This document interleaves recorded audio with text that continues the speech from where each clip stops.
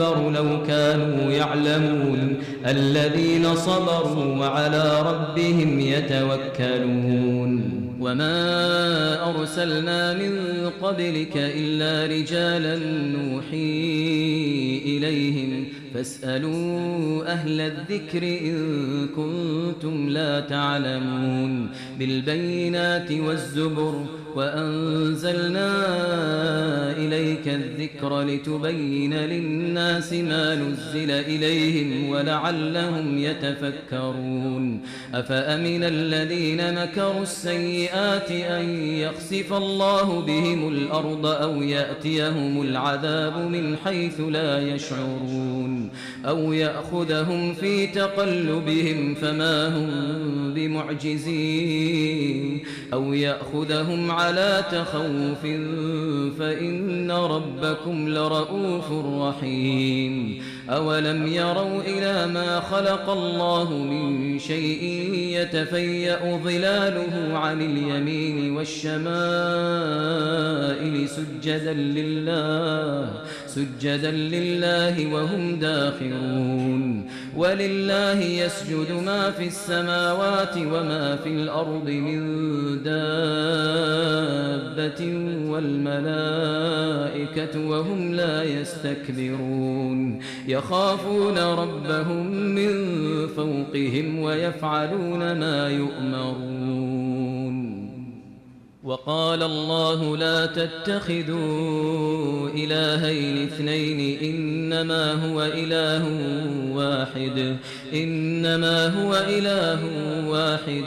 فإياي فارهبون وله ما في السماوات والأرض وله الدين واصبا أفغير الله تتقون وما بكم من نعمة فمن الله ثم إذا مسكم الضر فإليه تجأرون ثم إذا كشف الضر عنكم إذا فريق منكم بربهم يشركون ليكفروا بما آتيناهم فتمتعوا فسوف تعلمون ويجعلون لما لا يعلمون نصيبا مما رزقناهم تالله لتسألن عما كنتم تفترون ويجعلون لله البنات سبحانه ولهم ما يشتهون ويجعلون لله البنات سبحانه ولهم ما يشتهون وإذا بشر أحدهم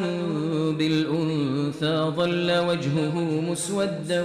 وهو كظيم يتوارى من القوم من سوء ما بشر به أيمسكه على هون أم يدسه في التراب ألا ساء ما يحكمون للذين لا يؤمنون بالآخرة مثل السوء ولله المثل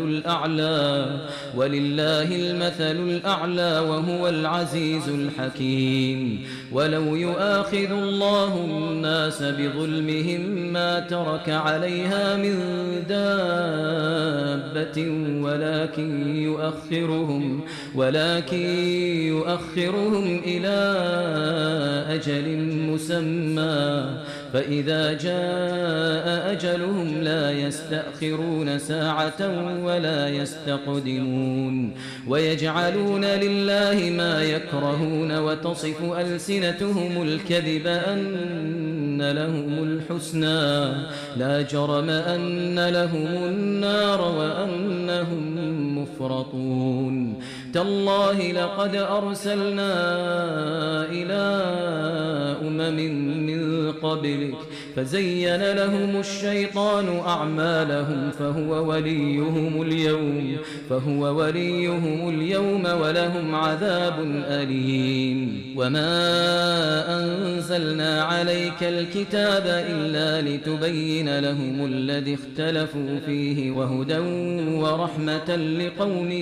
يؤمنون والله أنزل من السماء ماء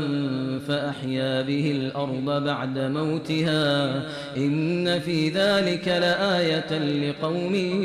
يسمعون وإن لكم في الأنعام لعبرة نسقيكم مما في بطونه من بين فرث ودم لبنا خالصا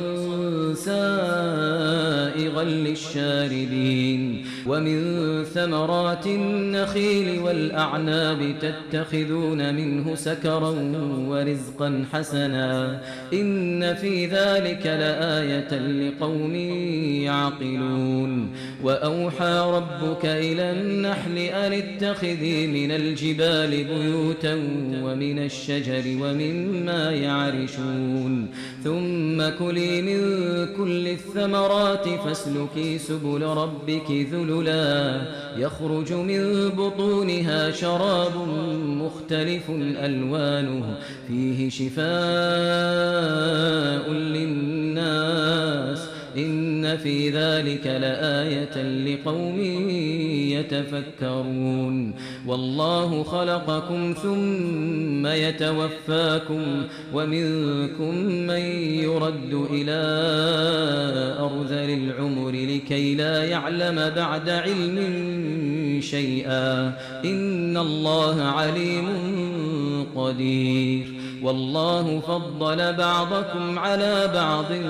في الرزق فما الذين فضلوا براد رزقهم على ما